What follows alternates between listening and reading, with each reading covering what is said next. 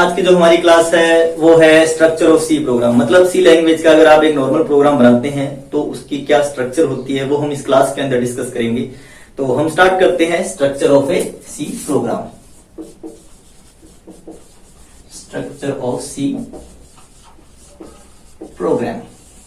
देखिए, C language के अंदर अगर अपने कोई प्रोग्राम बनाते हैं तो उसको कुछ पार्ट्स में डिवाइड किया जाता है। तो सबसे पहला जो पार्ट आता है वो होता है हमारा डॉक्यूमेंटेशन पार्ट। डॉक्यूमेंटेशन पार्ट या डॉक्यूमेंटेशन सेक्शन, ये सबसे ऊपर होता है और ये ऑप्शनल पार्ट है। जरूरी नहीं है आपने डॉक्यूमेंटेशन पार्ट बनाना है। प्रोग्राम में सबसे ऊपर प्रोग्राम का नाम, प्रोग्रामर का नाम, हम उस प्रोग्राम में क्या काम कर रहे हैं, ये सारी की सारी चीजें डॉक्यूमेंटेशन पार्ट में लिखी जाती है। डॉक्यूमेंटेशन पार्ट को कमेंट्स के थ्रू लगाया जाता है। ये कमेंट सेक्शन भी होता है। सी लैंग्वेज में हम दो प्रकार से कमेंट लगा सकते हैं। एक होता है डबल स्लैश, इसे कहते हैं सिंगल लाइन कमेंट, और एक होता है स्लैश स्टार से स्टार्ट होता है और इसके बाद जहां हम स्टार स्लैश लगा देंगे वहां तक कमेंट होता है। इसे कहते हैं मल्टी लाइन कमेंट। तो सी लैंग्वेज में हमारे पास जो कमेंट्स होते हैं वो दो प्रकार से लगाए जाते हैं। सिंगल लाइन, डबल स्लैश जहां लगा दिया उसके आगे जितना भी मैटर लिखोगे वो सारा का सारा आपका कमेंट रहेगा, वो पूरी लाइन कमेंट है। जबकि स्लैश स्टार से स्टार्ट कर देते हैं अगर आप, तो उसके नीचे वाला सारा का सारा कमेंट बन जाता है, जितनी भी लाइनें हैं। और अगर मैं बीच में कहीं कमेंट खत्म करना चाहता हूं तो मैं स्टार स्लैश लगा के कमेंट को खत्म कर सकता हूं। इसे कहते हैं multi line comment. Documentation part के अंदर अपने इनमें से किसी भी तरीके का यूज करके कमेंट लगा सकते हैं, जिसमें हम प्रोग्राम का नाम, प्रोग्रामर का नाम, प्रोग्राम में हम क्या काम कर रहे हैं ये लिखते हैं। अब ये लिखा क्यों जाता है?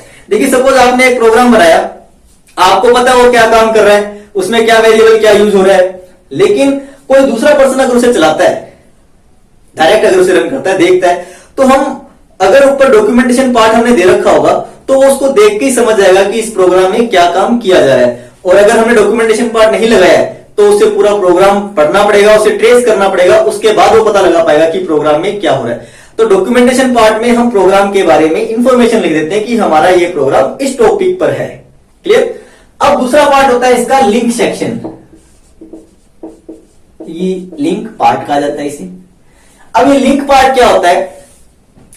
सी लैंग्वेज एक ऐसी लैंग्वेज है जिसमें आप कोई भी काम करते हो, कोई भी वेरिएबल यूज करते हो, कोई भी फंक्शन यूज करते हो, मतलब कोई भी चीज अगर आप यूज कर रहे हो तो सबसे पहले उसका डिक्लेरेशन देना बहुत ज्यादा जरूरी है।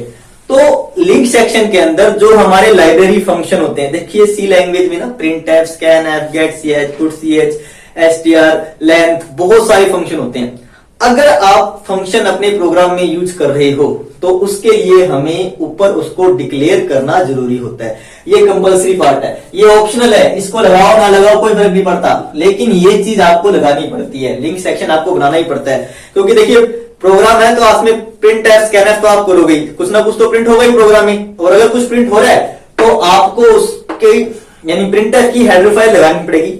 अब कोई हेडर फाइल अगर आप लगाई जाती है तो उसमें क्या होता है, हेडर फाइल के अंदर हैश इंक्लूड, ये एक प्री प्रोसीजर है।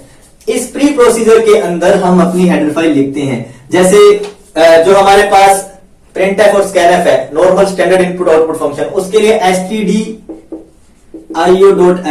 Standard input output dot H header file ये यूज की जाती है।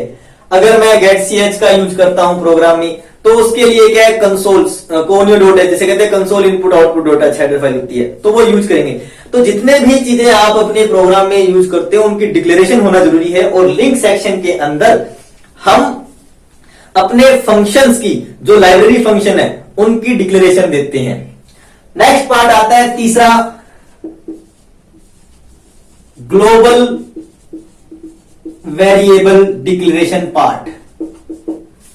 देखिए, हमने वेरिएबल में किया था कि हमारे प्रोग्राम में दो प्रकार के वेरिएबल होते हैं, लोकल और ग्लोबल। मेन के अंदर जो वेरिएबल होते हैं वो लोकल होते हैं, लेकिन मेन से ऊपर अगर मैं किसी वेरिएबल को डिक्लेयर करता हूं तो वो ग्लोबल वेरिएबल कहलाता है। ये वेरिएबल पूरे प्रोग्राम में कहीं पर भी यूज किया जा सकता है। ठीक है, तो ये ग्लोबल वेरिएबल आपका कहलाता है। ये हम डिक्लेयर कर सकते हैं ऊपर, इसको int a b c data type ऐसे हम करेंगे, उसमें हम इसके बारे में डिस्कस करेंगे कि कैसे आपको बनानी है। नेक्स्ट होता है सिंबॉलिक कांस्टेंट पार्ट।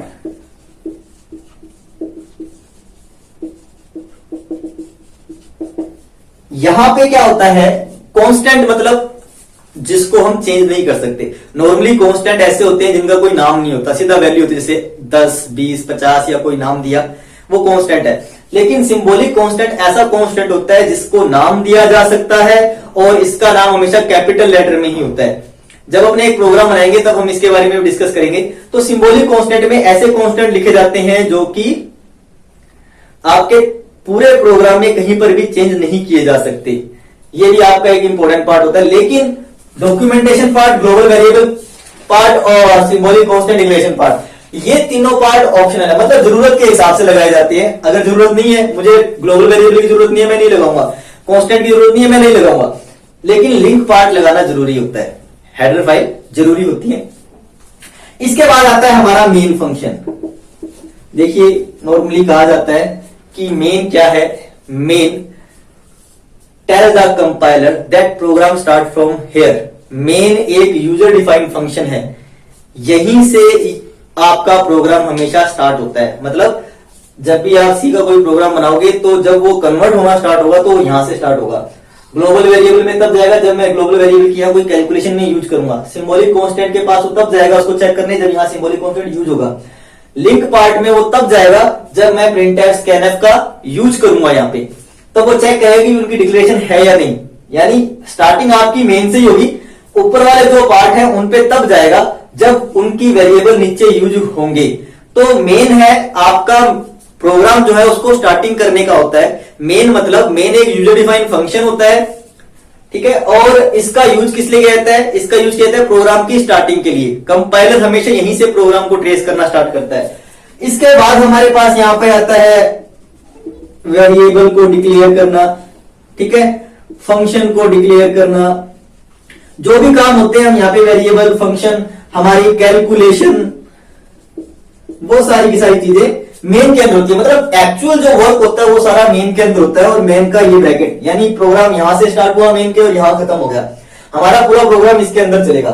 ये चार पार्ट जो है ऊपर वाले, ये ऊपर वाले 4 पार्ट क्या है, जब जिसकी जरूरत होगी वो हम लिख लेंगे और मेन के अंदर जब वो वेरिएबल चीज या यूज होगी तभी ऊपर जाके चेक होगा। तो ये हमारे पास क्या है, structure of a C program. C program को बनाने के लिए जो स्ट्रक्चर यूज की जाती है वो ये होती है। डॉक्यूमेंटेशन कमेंट के लिए यूज होता है, सिंगल और मल्टीलाइन 2 टाइप के कमेंट्स होते हैं। लिंक पार्ट ये आपकी हेडर फाइल को डिक्लेयर करने के लिए यूज किया जाता है। उसके बाद ग्लोबल वेरिएबल डिक्लेरेशन पार्ट, यहां पे हम ग्लोबल वेरिएबल डिक्लेयर करते हैं। और symbolic constant part, symbolic constant को हैश डिफाइन से डिक्लेयर किया जाता है। ग्लोबल वेरिएबल पार्ट वो होता है जो पूरे प्रोग्राम में कहीं पे भी अपने ऐसे वेरिएबल जिसको अपने पूरे प्रोग्राम में कहीं पे भी यूज कर सकते हैं, वो आपने क्या कहते हैं, ग्लोबल वेरिएबल। ग्लोबल वेरिएबल वो वेरिएबल होते हैं जिसे आप अपने प्रोग्राम में कहीं पर भी यूज कर सकते हैं, तो वो पार्ट आता है यहाँ पे, ठीक है। इस इंटीजर, फ्लोट, कैरेक्टर, ये डाटा टाइप्स होते हैं जो हम आगे की क्लास में डिस्कस करेंगे, उस टाइप के होते हैं। सिंबॉलिक कांस्टेंट हैश डिफाइन से सिंबॉलिक कांस्टेंट डिक्लेयर किए जाते हैं और हमेशा कैपिटल लेटर में होते हैं। उसके बाद हमारे पास जो इसका मेन पार्ट होता है वो मेन फंक्शन से स्टार्ट होता है। सारी कैलकुलेशन, वेरिएबल, डिक्लेरेशन, सारी चीजें हमारी यहां जाती है और मेन के ब्रैकेट से, कर्ली ब्रैकेट से इसको खत्म कर दिया जाता है।